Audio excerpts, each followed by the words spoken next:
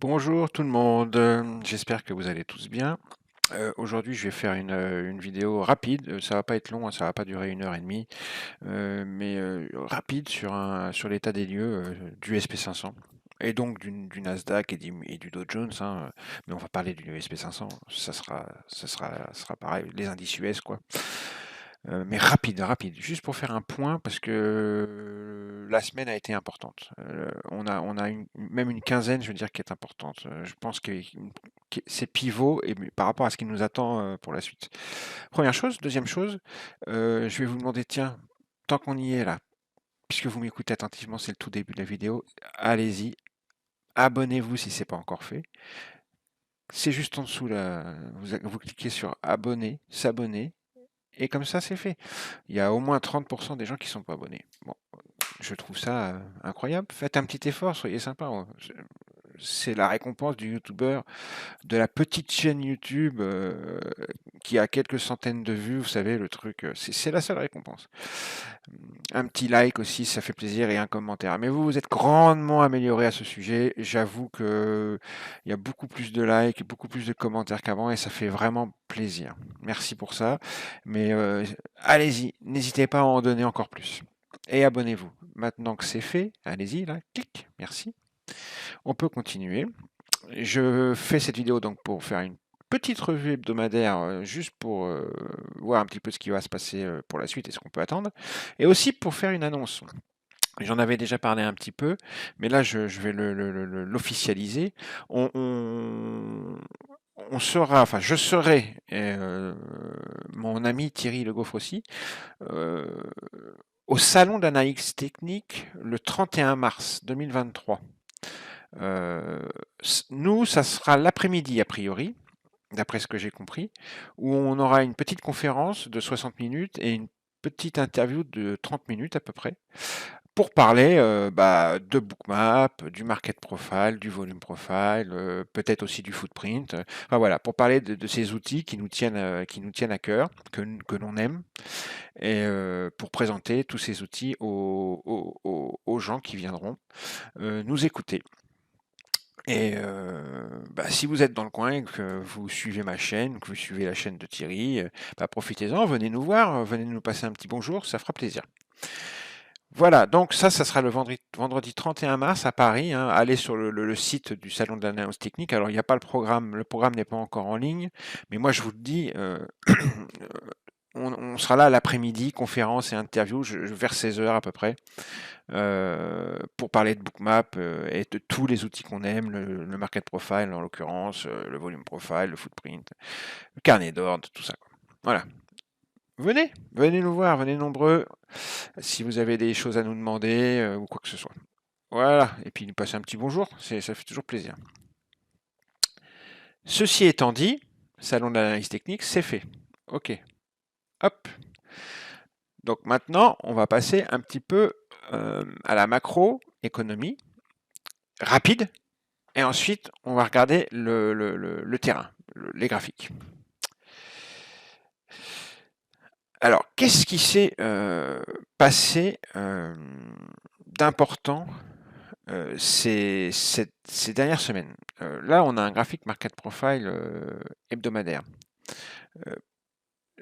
Pour résumer rapidement, on a eu en octobre, en fin d'année dernière, en octobre à peu près, on a eu une responsive buying ici. C'était en octobre. Où on a sauvé les 3500 points sur le SP500. À la faveur de news concernant l'inflation, concernant les taux, le FOMC et l'emploi, on a sauvé le SP500 sur les 3500 points. Et ensuite, on a engagé un petit trend de fin d'année. Et les datas, les news qui sortaient sur l'inflation et surtout sur la politique monétaire à venir rassuraient les marchés. Et nous avons eu un petit trend haussier de fin d'année. Et même le début d'année, la première semaine, il me semble, avait été assez encourageante. J'étais très optimiste. Et ces derniers temps, mon optimiste avait pris un petit coup dans l'aile parce que bah, on a enchaîné 3 semaines, 15 jours ou 3 semaines de baisse jusqu'à ce que, enfin, cette semaine, on se restabilise. Et mieux que ça, on se reprenne jeudi et vendredi. Alors, qu'est-ce qui s'est passé? Pourquoi tout ça? Ce petit train de dossier de fin d'année et ce début d'année en fanfare, je vous l'ai expliqué, c'est dû à la perception des marchés, l'anticipation des marchés par rapport à la politique monétaire de la Fed. Les marchés avaient compris et donc anticipé une inflation qui commençait à ralentir, un marché de l'emploi qui commençait à ralentir aussi, donc à moins s'échauffer, notamment les salaires, et un atterrissage, un soft landing, on appelle ça, un atterrissage de l'économie en douceur, malgré cette politique monétaire assez agressive. Cependant, on a très vite, en début d'année, eu des news qui ont entamé cette confiance des marchés. Je me souviens notamment d'un PCE Core qui avait vraiment fait du mal au moral des marchés. Mais cette semaine, à nouveau, les marchés ont pu se rassurer avec l'indice ISM. Alors, on a eu d'abord en fin de semaine, jeudi, je crois, que je dise pas de bêtises, je vais aller voir. On a eu les inscriptions hebdomadaires au chômage. C'était jeudi, ouais, qui sont tombées à 190 000, donc c'était moins que prévu, donc ça a plu au marché. Et ensuite vendredi, ce qu'on a eu, c'est surtout l'indice, le PMI, l'ISM non manufacturier, l'indice PMI non manufacturier de l'ISM tombé à 55,1 qui a rassuré les marchés sur le pouls de l'économie. On s'aperçoit que l'économie va bien. Donc, un marché de l'emploi qui n'est pas en surchauffe et une économie qui va bien, malgré une politique monétaire assez agressive, les marchés ont été très contents et se sont repris jeudi, on le voit là, ici, jeudi, hop, et vendredi, ils ont enfoncé le clou. Très contents. Ils ont clôturé quasiment tout en haut. Bah, ils ont clôturé tout en haut, c'est pas quasiment, c'est qu'ils ont clôturé tout en haut de la semaine. Donc ça, quand les marchés font ça, c'est un signal fort. Quand le vendredi, tout se renverse et qu'on clôture tout en haut, on fait les hauts hebdomadaires en clôture hebdomadaire, c'est un signal fort. C'est ce qui s'est passé, c'est pour ça que j'ai commencé par ce petit graphique. Quand on a eu notre responsive buying ici, ensuite on a eu des clôtures hebdomadaires en haut de marché plusieurs fois. Ensuite, quand on a eu cette petite respiration et qu'on est reparti, on a eu ensuite des clôtures hebdomadaires en haut de marché plusieurs fois, et là on est à nouveau en train de faire une respiration, mais cette respiration semble s'être reposée. Et il semblerait que nous entamions notre petit reverse et notre remontée à nouveau. On a fait cette belle clôture hebdomadaire tout en haut, à confirmer la semaine prochaine. Attention, parce qu'il y a des échéances à venir très importantes, notamment le prochain FOMC. Et n'oublions pas que ce vendredi-là, il n'y a pas eu de NFP, mais que le prochain NFP va arriver. Donc, ces échéances-là, prochain NFP et prochain FOMC, ça va confirmer cette reprise ou alors la faire capoter complètement. D'accord? On va voir. Pour l'instant, les marchés sont optimistes. Ils sont optimistes. Donc suivons-les. Et moi, je le suis aussi avec eux depuis déjà plusieurs semaines, plusieurs mois. Hein. Je le répète. Donc, le fait qu'ils redeviennent assez optimistes là, en cette fin de semaine, ça me fait plaisir. Ça me fait plaisir. J'espère que ça va continuer. J'espère que les news vont aller dans leur sens. J'espère que Powell aussi, il y a beaucoup de gouverneurs qui parlent, donc c'est très très chaotique tout ça. Il faut les écouter, hein, faut bien, faut toutes les petites phrases assassines qui peuvent tomber sur votre squawk, même les squawks gratuites, hein, bien les lire, bien observer l'incidence que ça a sur l'action des prix. Et puis c'est surtout Powell, hein. On attend beaucoup que Powell parle et ça va venir, hein. Ça va venir parce que le prochain FOMC, il est là dans pas longtemps. C'est le 22 mars, donc c'est dans 3 semaines.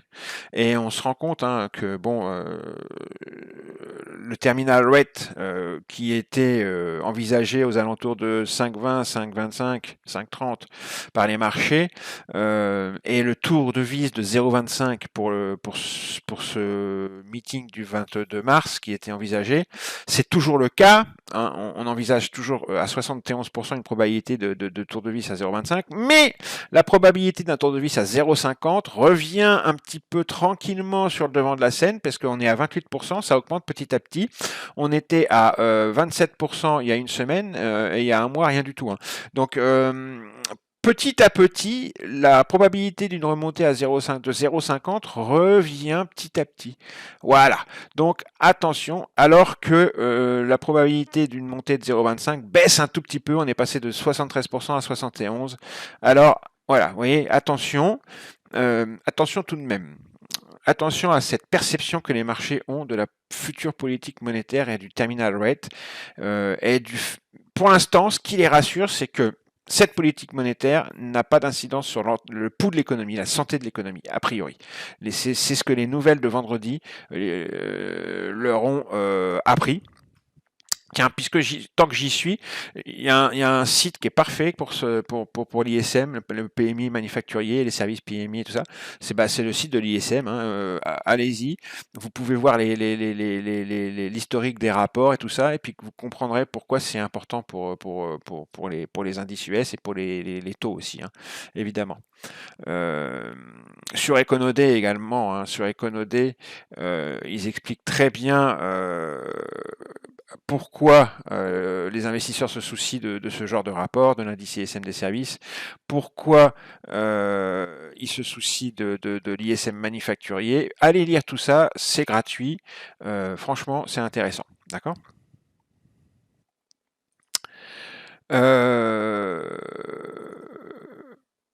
Ensuite, maintenant que j'ai dit ça, vraiment très rapidement, hein, on se rend compte que vendredi, quand on voit les taux à 2 ans US, hein, les taux à 2 ans US, c'est comme les taux à 10 ans, depuis le début de l'année, depuis un moment, ça monte, hein, c'est normal, c'est la politique monétaire de la Fed qui remonte ses taux. Mais là, on voit que bon, on est arrivé sur les taux à 2 ans US sur un point, sur une résistance, et vendredi, ils ont fait stop, hein. Bon, ouais, ils se sont bien cassés la gueule. Les 10 ans US, un peu plus, hein, c'est normal. Plus on va monter vers la durée, plus ça va se casser la gueule. Regardez, les 10 ans US, ils se sont bien cassés la gueule vendredi. Et les 30 ans, pareil. Les 30 ans, c'est normal, ils sont c'est moins forts. Donc, les taux vendredi se sont bien cassés la gueule. Les yields, hein, je parle des courbes de taux. Donc, les contrats futurs ont monté.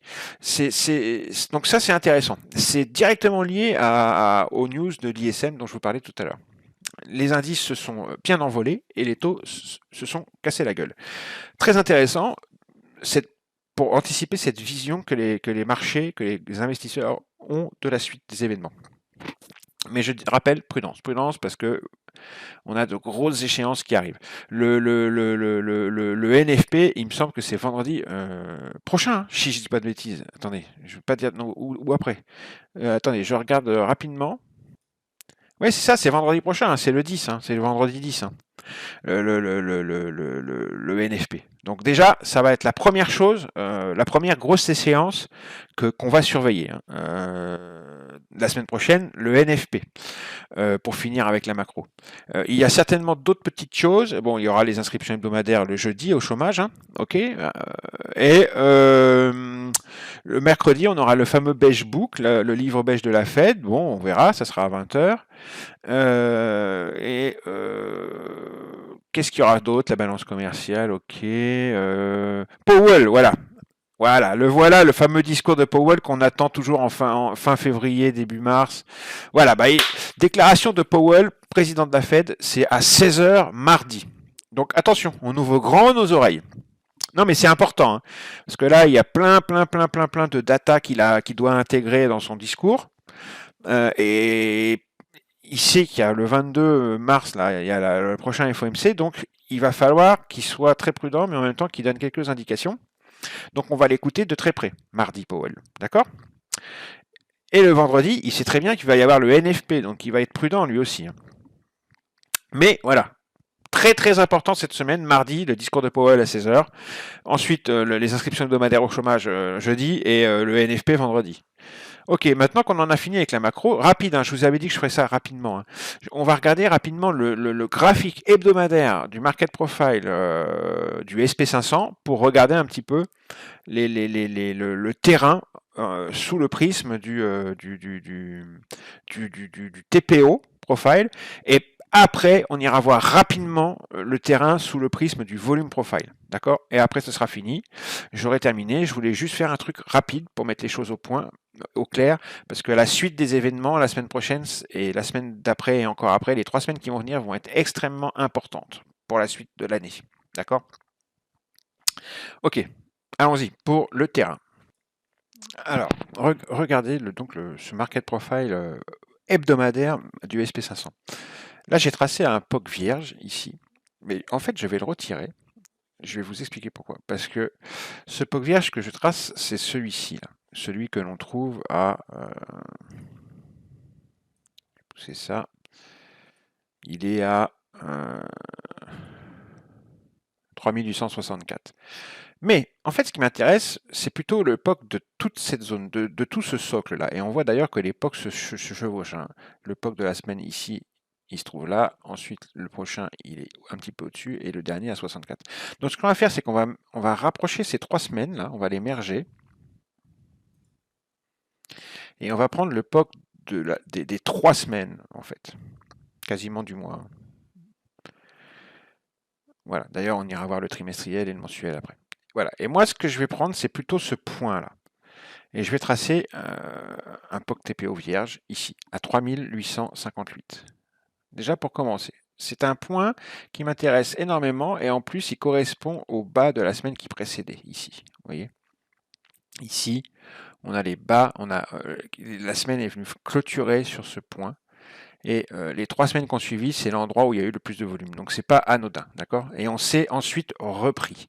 C'est le dernier socle que l'on a vu, le dernier bas le dernier bottom, si vous voulez, qu'on a vu, c'est aux alentours, autour des 3858. Évidemment autour, hein, mais voilà, c'est un point important. Je tenais quand même à le signaler. Ensuite, la deuxième chose on va cadrer les choses. La deuxième chose que je vois au plus près de nous en termes de perspective à l'avenir et de prochains objectifs, c'est 2 choses. D'abord, ce TPO là, ici, vierge, qui est à 4144 points. Là, ici, 44, 43, ouais, autour. Ok, je vais essayer de le tracer précisément quand même. Allez, on va bien le mettre comme il faut. Voilà, ici. Et c'est pareil, je vais merger les 2 dernières semaines qui sont là. Parce que c'est pareil, je trouve que les 3 dernières, on a l'époque au même endroit. Donc voilà, c'est vers les 3133 que je trouve qu'on a un truc bien charnu qui peut être intéressant. Voilà. En haut et en bas, voilà les 2 gros points durs, les 2 endroits où il y a eu le plus de volume, 4133 en haut et 3858 en bas. C'est vraiment les 2 endroits où il y a eu le plus de volume. et qui m'intéresse. Vous voyez ici, on a eu une espèce de queue de vente là juste au-dessus et ça a rejeté. Ensuite, on est repassé en dessous. Donc c'est vraiment un point. Ensuite, on a fait énormément de volume, quoi. C'est vraiment un point dur. On va tout de même démerger tout ça. Hop. Voilà. Pour voir les choses plus en détail. Donc maintenant, ce qu'on rend compte aussi, c'est que les hauts hebdomadaires se trouvent, les 3 dernières semaines se trouvent tous à peu près au même endroit, surtout les 2 dernières semaines. Donc là, c'est pareil, je vais tracer une zone euh, une zone qui pour moi est importante parce que c'est les 3 semaines où on s'est cogné un plafond, quoi, ici.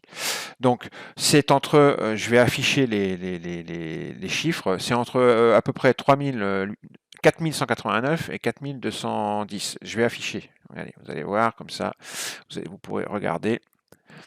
C'est 4184, 50 et 4209 à peu près. Je vais vous les afficher. Hop, voilà. Vous voyez, c'est affiché 4184, 50 et 4209 environ.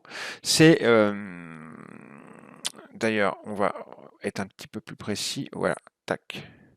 4189, 75, 190 et 4209. C'est une zone là où les prix se sont cognés. C'est un plafond de verre, on va dire.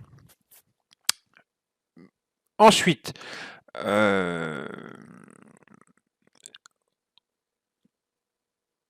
je vais écarter un petit peu et on va regarder maintenant plus en détail ce qui se passe au niveau des zones de valeur qui nous entourent. J'ai mis deux points au nord parce que comme pour l'instant c'est la reprise haussière qui semble l'emporter, je regarde ce qu'il y a sur notre route, quoi. Qu'est-ce qu'il va y avoir sur notre route. Mais il n'y a pas que le nord, hein, évidemment, il y a le sud aussi. C'est pour ça que j'ai marqué la réunion des 3 POC là. Je l'ai noté à 3857 là. Mais il y a aussi, on va noter le tout dernier POC quand les 3 profils là, ne se sont pas rapprochés. Il est à 44, hein, à 64, pardon, 3864. Donc il y a un autre niveau à 64 ici. Et on peut faire pareil ici. Le dernier POC vierge, le tout dernier POC vierge en historique, il est en fait à 4144, donc on le note aussi.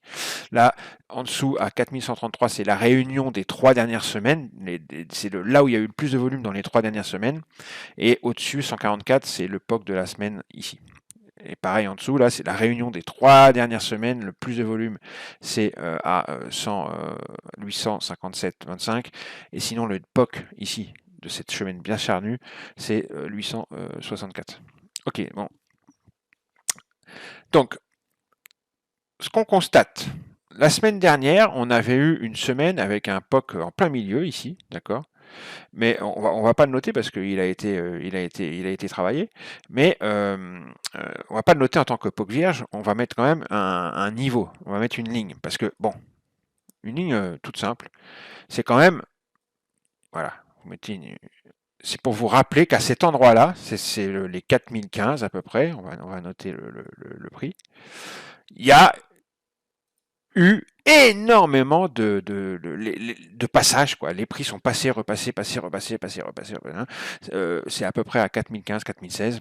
Donc on le note, d'accord. C'est la première chose qui saute aux yeux, d'autant plus que on voit qu'ici ça correspond aussi avec un petit bas hebdomadaire ici, là, qui est pas loin. Ici il y a une clôture et un petit haut hebdomadaire aussi. Donc bon, c'est un endroit important. Donc on se le note.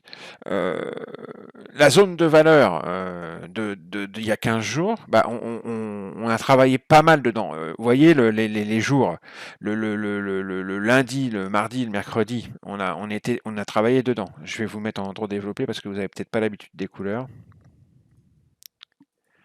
Ouais, le lundi, le mardi, le mercredi et une partie et le jeudi, d'accord, on a travaillé quasiment, et surtout le lundi, le mardi et le mercredi, quasiment toute la semaine dans la zone de valeur de la semaine précédente. Ça a été ça. Je vais la renoter. Moi, je me l'étais noté durant ma préparation. On va la renoter là maintenant tout de suite, mais après on va l'enlever. Vous voyez, toute la semaine, toute la première moitié de la semaine, on a travaillé dans cette zone de valeur de la semaine précédente, avec, comme je vous le disais, en point haut, non seulement la VAH de la semaine, mais aussi le POC que je vous ai tracé, ce point dur, c'était vraiment le plafond de verre de la semaine, et en bas, la zone de valeur basse. D'accord? Ils ont fait une espèce de faux breakout, et les marchés se sont repris le jour de l'ADP, c'était jeudi, et ils ont réintégré la zone de valeur, et ensuite, grâce aux inscriptions hebdomadaires au chômage, donc comme je viens de vous le dire, et ensuite le lendemain, grâce à l'ISM, ils se sont complètement repris et ça a renversé complètement la semaine. Et ça, c'est très important. Le fait qu'on ait réintégré la zone de valeur ici et qu'on l'ait retraversé pour clôturer tout en haut, ça, c'est ultra important. Ce que j'aurais aimé, c'est qu'ils clôturent au-dessus des hauts de la semaine, là. De la semaine il y a 15 jours. J'aurais aimé qu'ils aillent titiller ces hauts et qu'ils clôturent au moins à leur niveau, mais ils ont déjà fait beaucoup. Mais moi, j'aurais bien aimé qu'ils continuent et qu'ils aillent titiller, qu'ils continuent, hein, et puis qu'ils aillent titiller ce point-là, et qu'ils clôturent vendredi soir ici ou même au-dessus. Là. J'aurais bien aimé. Bon, c'est pas le cas. On va voir ce qui va se passer la semaine prochaine. Hein. Je vous ai dit, la semaine prochaine, le calendrier est ultra important, mais voilà. On va voir si on continue sur ce mood. Donc, la zone de valeur de la semaine précédente était importante. Donc là, maintenant, ce qu'on va faire, c'est qu'on va regarder la zone de valeur de cette semaine, où elle se trouve. Et on constate que c'est à peu près le même genre, vous voyez. Sauf que là, on clôture tout en haut de la semaine. Alors que la semaine d'avant, on avait clôturé au niveau de là où on a fait énormément de volume. Donc c'est pas tout à fait le même contexte. On a l'ouverture et le POC TPO au niveau du milieu, au milieu à peu près de cette zone de valeur, et la clôture tout en haut. Donc pour moi, l'endroit ultra important qu'il faut surtout pas réintégrer, c'est ici, au niveau de l'ouverture et du POC de la semaine, qui correspond à, vous voyez, il y a un pic TPO ici, on va pouvoir élargir un petit peu, allez, on va se mettre jusqu'au mid de la semaine. Voilà. Cette zone-là, qui est comprise entre 3976 et 3988,25, il faut surtout pas qu'on la réintègre. On peut venir la tester, si vous voulez, mais surtout pas qu'on réintègre en dessous, parce que là, c'est foutu. Enfin, moi, ça me plairait pas en tous les cas. Je serais dans l'attente. Je préférerais, si jamais on venait la retester, que ça réagisse dessus, quoi. Et non pas qu'on la casse et qu'on réintègre pour aller retrouver la zone de valeur basse ici. Et pire encore, peut-être les bas hebdomadaires ici. Ça serait mauvais. Ça serait vraiment que les marchés interpréterait de façon très négative ce qui va se passer au niveau du discours de Powell, du Beige Book, du NFP et tout ça. Donc, c'est une zone importante. Selon moi, il faut en prendre compte. Je vais enlever les petits cercles que j'avais mis là. Tac. Donc voilà. Déjà, on se note cette zone-là. Cette zone qui, pour moi, est pivot. Ensuite, il y a la zone de valeur de la semaine, on va la noter. La value area hebdomadaire, qui est très belle. Elle est très charnue, elle est très belle, j'aime beaucoup. Donc on la note. On a la zone de valeur basse 3953, la zone de valeur haute 4003. Voilà. Donc ça, c'est la zone de valeur. Pareil, je préférerais qu'on ne la réintègre pas. Vous voyez? Donc on a deux endroits. On a d'abord ici les 4015, 4016, et ensuite les 4003 ici, la zone de valeur haute, qui peuvent faire barrage à une réintégration. Et ultimement, il ne faudrait pas qu'on aille plus bas que les 3980 ici. Franchement, mais il y a du monde pour défendre. Il y a des points durs. Un point dur là, et une zone dure là, pour défendre un éventuel retracement. D'accord ? Première chose, notez bien tout ça, hein, et écoutez bien, et vous vous repasserez la vidéo durant la semaine. C'est important de bien écouter tout, hein, et de bien écouter le raisonnement. Alors, évidemment, le bas hebdomadaire, vous tracez une ligne, c'est évident que ça sera l'ultime défense si jamais ça se passe mal, vers 3926. 25, 26 quoi. Je sais pas, c'est à peu près 25, 26. Hein. C'est vraiment l'endroit ultime où faudra vraiment pas que ça se casse la gueule au-delà, quoi. Ok. Ensuite, au nord, évidemment, on se note les hauts et la clôture, qui seront un point, alors vers 4052,50, un point extrêmement intéressant à suivre si jamais, de toute façon, dimanche soir, on devrait ouvrir par là, hein. Donc, il va falloir suivre ce qui va se passer. Et comme je vous disais, ensuite, ce qui serait intéressant, c'est qu'on se dirige tout de suite vers les hauts de la semaine précédente, ici, et que les prix et les volumes nous montrent ce qu'ils ont l'intention de faire à cet endroit-là. Est-ce qu'ils ont l'intention de fracasser ou est-ce que ça passe pas et on se recasse la binette? Ça, ce point-là, vers les 4087, 4088, pour moi, je l'attends avec impatience. D'accord? Je veux voir ce qui va se passer. Dimanche soir, on va ouvrir par là. C'est aussi important. Parce que si on n'arrive pas à tenir la fermeture de vendredi et qu'on se recasse la binette et que hein, c'est pas bon non plus, hein, d'accord? Par contre, si on les tient et qu'on part au nord, là, il va falloir être extrêmement vigilant quand on va arriver sur ce point-là, sur les bas de la semaine qui précède. Sur les hauts, pardon, de la semaine qui précède. D'accord?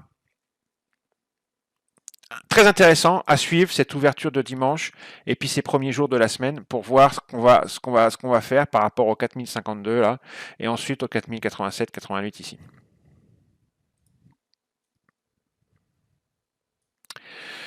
Je vais vous montrer où sont les single prints après, je vais vous les tracer, mais on va finir avec le quadrillage comme ça du terrain.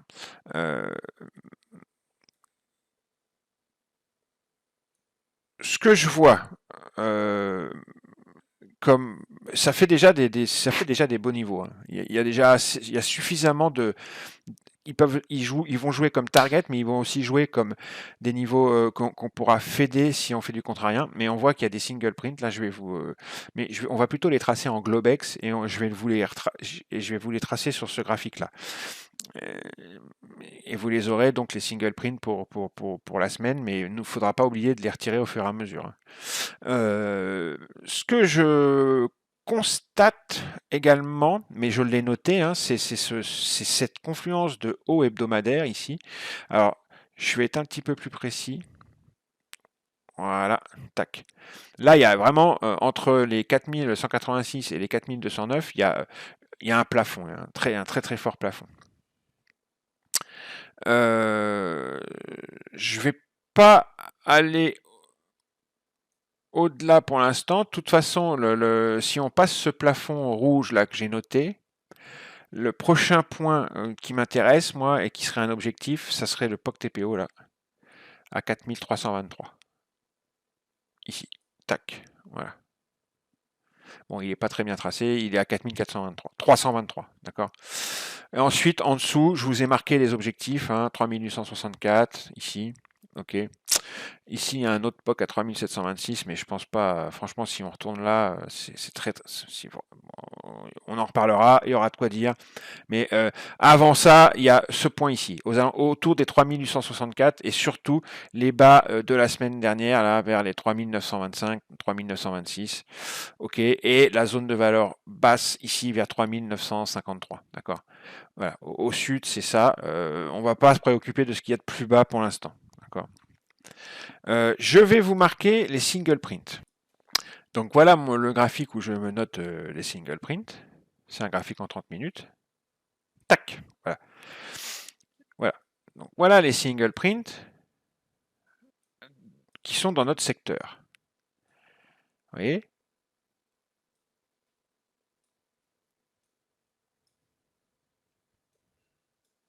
Ok? Ça, c'est la journée de vendredi. Donc, on a des single prints sous nos pieds ici, hein, d'accord? Et au-dessus, on a quelques petites aussi, vers les 4077, ici vers 4093, 4096. Et donc, on va regarder sur le graphique hebdomadaire ce que ça donne. Tac, voilà. Donc, on se rend compte sur le graphique hebdomadaire que c'est dans la zone de valeur, ici, qu'il y a énormément de singles là, sous nos pieds. C'est exactement ce que je pressentais, c'est-à-dire que l'endroit que j'ai tracé, la zone que j'ai tracée là ici, entre l'open, le POC ici et le mid ici, j'ai tracé un rectangle tout à l'heure ici, c'est le haut, un endroit où il y a beaucoup de single print, le milieu, il y a une single print, et juste en dessous, il y a des single print. Donc effectivement, ici, ça ne peut que être des endroits à surveiller plus, d'accord? Ensuite, au niveau des bas de la semaine, il y en a une magnifique, d'accord? Et ensuite, plus bas, il y en a une autre magnifique ici. Au nord, comme par hasard, au niveau des hauts que je vais surveiller énormément, on en a une aussi, ici. Magnifique, très bien. Bon, voilà, donc, et on en a une ici aussi. C'est pas un hasard. Ensuite, au nord, au sud, pareil, hein, ici, il y en a une en protection vers 4023, entre 4020-75 et 4024-75. Alors, c'est un enchevêtrement de plusieurs, mais si jamais dimanche, on se met à redescendre un petit peu, on peut taper celle-ci. Il y en a une petite ici aussi, vers 4043-75. Donc, ouais, vous voyez, il y a du niveau.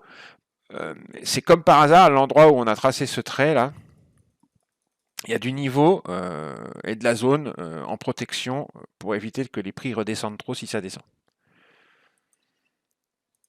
Voilà, donc voilà les single print. Quand je rajoute les single print, alors au-dessus, évidemment, il y a ce plafond de vert en rouge que j'ai mis. Évidemment, c'est entouré de singles. Hein.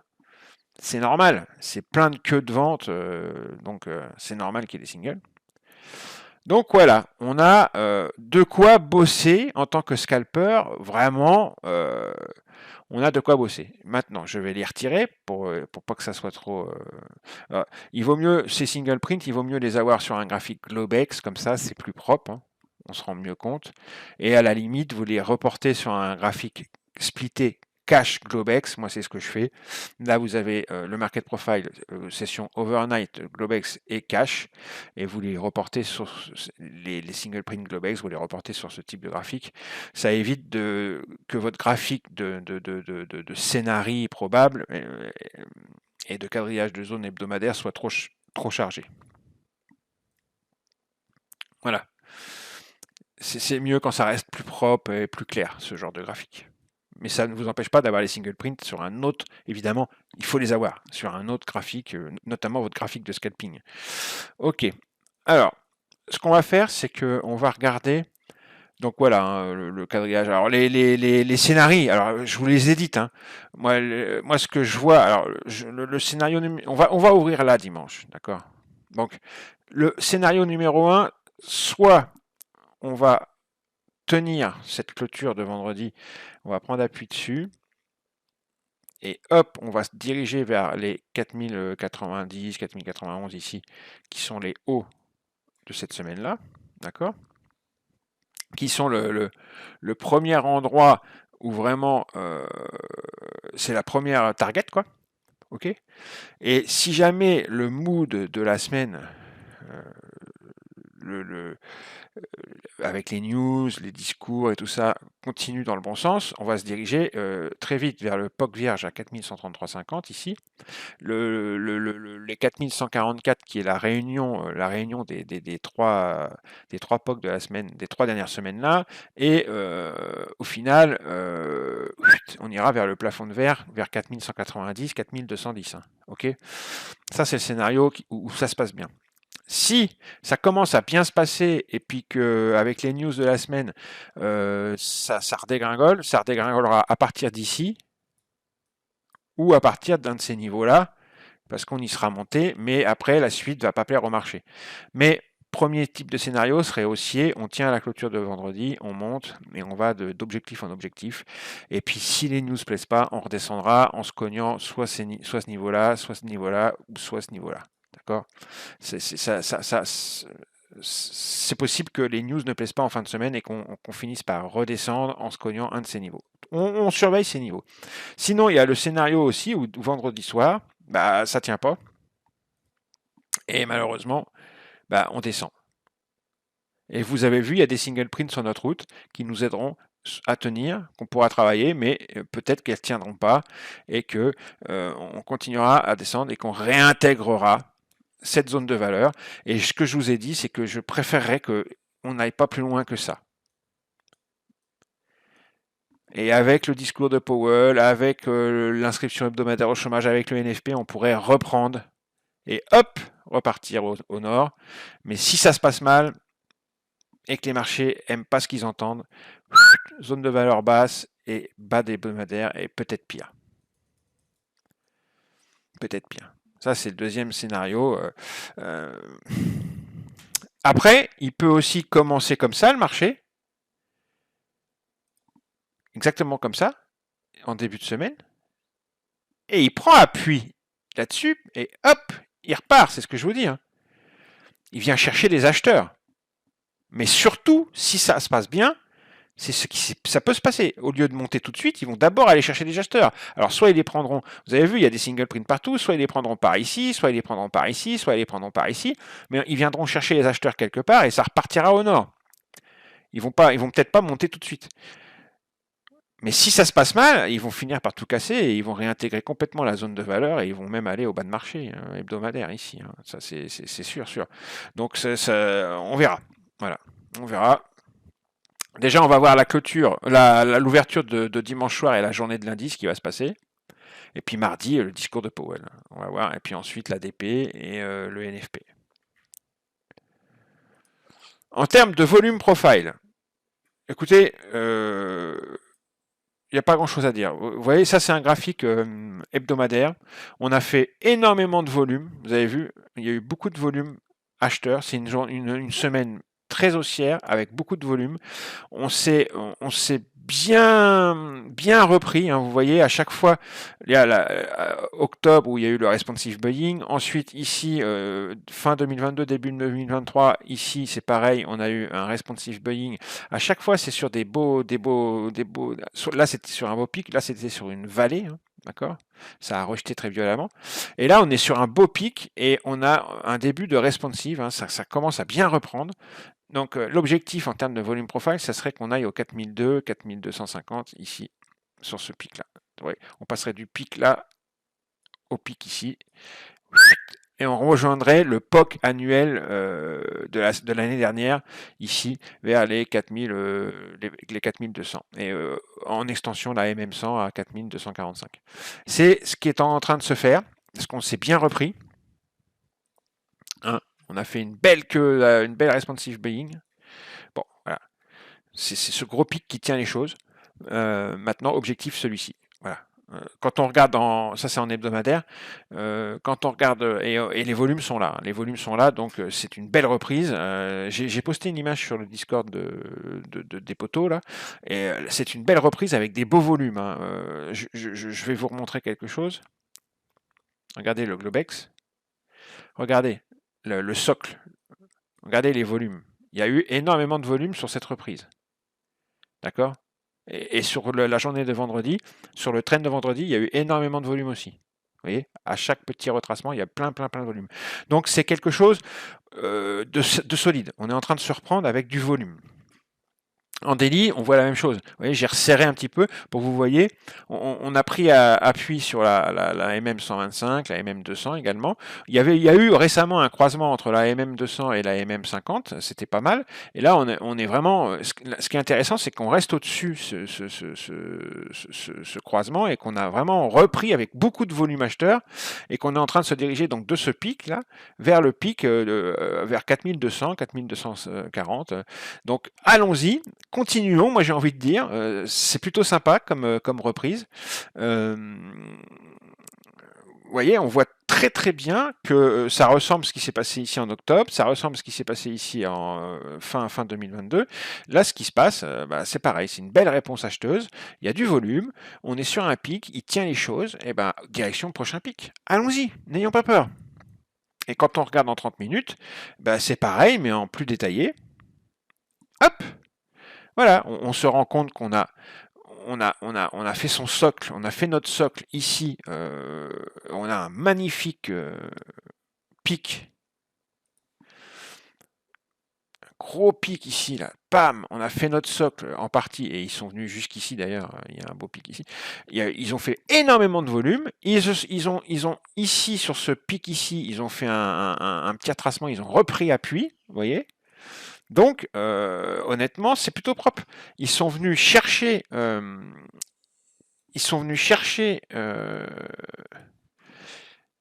ce pic-là et ce pic-là, ils ont fait du volume et hop, ils reprennent, ils ont pris appui sur ce pic-là et hop, ils sont en train de repartir. Et moi, je dis, allons-y, on rentre dans un creux, ici, et ensuite il y en a un autre. Je dis allons-y, en intermédiaire, au terme de volume profile, vers 4080, 4080, 4090, ici, il y a un petit pic qui pourrait être un objectif intermédiaire, et ensuite, on continue et on va direction, par là, les 4170, 4180, vous voyez. Ça, c'est le nord. J'ai un petit biais. Non, mais il faut pas avoir de biais. Hein. Maintenant, si on repart au sud, de toute façon, vous voyez très bien ce qui peut tenir. Hein. Vous voyez très bien qu'on retournera travailler ces pics là. Donc celui-ci, c'est vers les 3980. Et puis si on continue à tomber, on ira à celui-là, vers les 3910. Hein.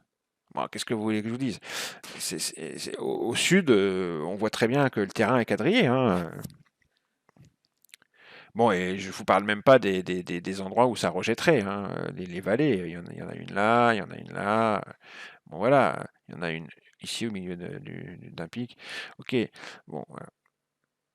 C'est au sud, c'est des endroits qui pourraient retenir les prix si on y allait. Et puis si on va plus bas, ça va être la catastrophe. Mais bon, on verra. Allez, c'est bon. J'arrête là, c'était vraiment faire un truc rapide, c'est pas long, il y en a pour 3/4 d'heure. N'oubliez pas, on est au salon de l'analyse technique le 31 mars, ça sera l'après-midi, on aura une conférence et une interview pour parler de bookmap, du footprint, du market profile, du volume profile. Écoutez, venez nous voir, hein. Allez, ciao les amis, je vous embrasse toutes et tous, je vous souhaite un bon week-end.